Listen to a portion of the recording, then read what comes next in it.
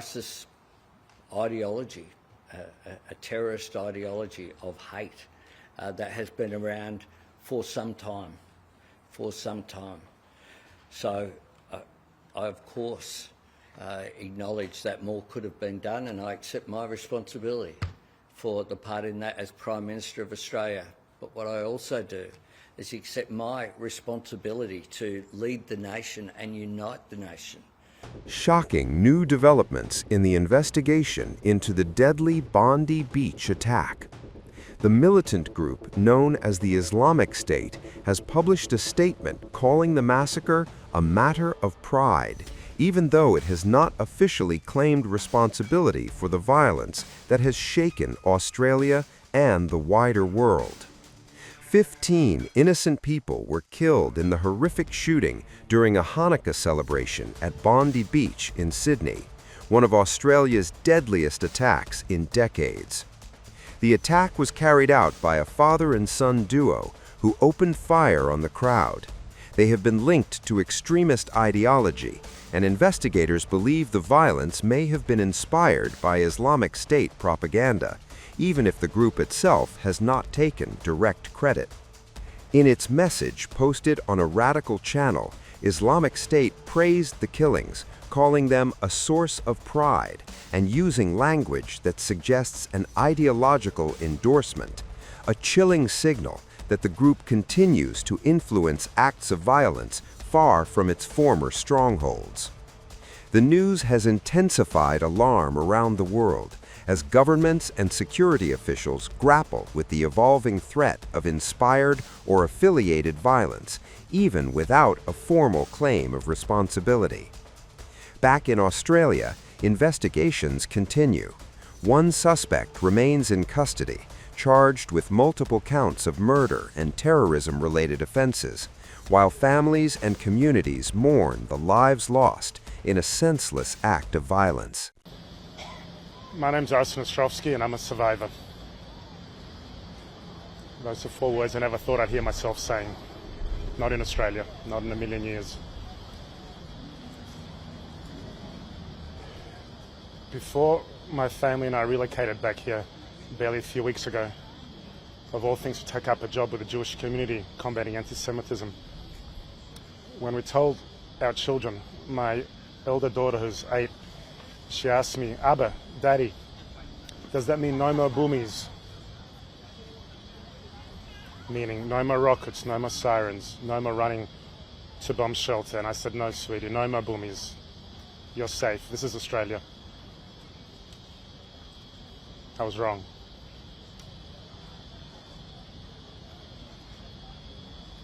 Very, very wrong.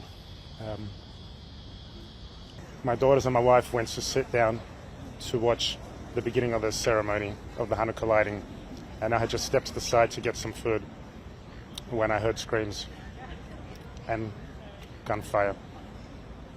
I didn't know at first what it was. I thought it was maybe balloons. There were clowns, there were children. I understood very quickly that it was gunfire. I saw people running everywhere, people falling, chairs being thrown. It was absolute chaos. I immediately ducked.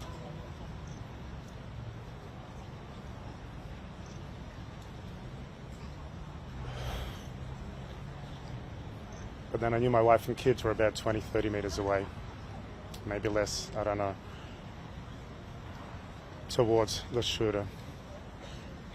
So I stood up and I started to run towards them, and I got hit. Fell to the ground, screaming, I'm hit, I'm hit. Blood started gushing everywhere. I put my hand on my head. I almost felt my bone. And I was back on the ground. To the right of me, an amazing man ripped off his shirt and gave it to me to help stop the flow of blood. Right next to him, there was another elderly man, shot dead, crouching over his wife, protecting her. On the left of me was a person barely a few meters away where I could see body parts strewn. I could not reach my wife. I did not know if my kids were if they survived. I took a picture of myself as I was bloodied on the ground to send to my wife. Love you. By the time I got to hospital, I don't know how much blood I had lost, and the doctors said it was a miracle, that I was millimeters away from life and death. The bullet had grazed my head to the bone. It was millimeters from life and death. As the story develops, the world is left to confront not only the tragedy itself, but the disturbing endorsement from a group that once held territory across continents and still looms large in the global fight against extremism. Today I'm announcing a significant number of additional actions to build on the plan. Firstly, the Attorney-General and Minister for Home Affairs will develop a package of legislative reforms to crack down on those who spread hate, division and radicalisation. The National Security Committee has agreed that changes will include the following 5 points. Agreed changes will include: 1. Aggravated hate speech offence for preachers and leaders who promote violence. Secondly, increased penalties for hate speech promoting violence. Thirdly, making hate an aggravating factor in sentencing crimes for online threats and harassment. Fourthly, developing a regime for listing organisations whose leaders engage in hate speech promoting violence or racial hatred. And fifthly, developing a narrow federal offence for serious vilification based on race and/or advocating racial supremacy.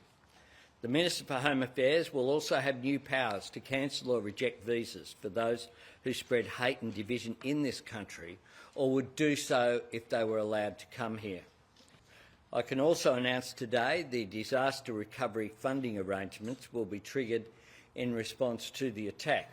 So the Commonwealth and New South Wales will share the financial burden of the recovery. This is the first time that the DRFA has been used for a terrorist attack. This will provide support to victims, their families and small business impacted in the wake of the Bondi Beach terror attack. Over the coming days, I'll have more to say about the government's response to Sunday's atrocity, including on gun control, and I note that New South Wales is moving on that next week. ISIS ideology, a terrorist ideology of hate that has been around for some time. So I, of course, acknowledge that more could have been done, and I accept my responsibility for the part in that as Prime Minister of Australia. But what I also do is accept my responsibility to lead the nation and unite the nation. It is clear we need to do more to combat this evil scourge, much more. As Special Envoy to combat anti-Semitism, Gillian Siegel has delivered a report that sets out further steps we can take. The Australian Government adopts and fully supports the plan to combat anti-Semitism. We have already legislated for hate speech, hate crimes, hate symbols, outlawing doxing.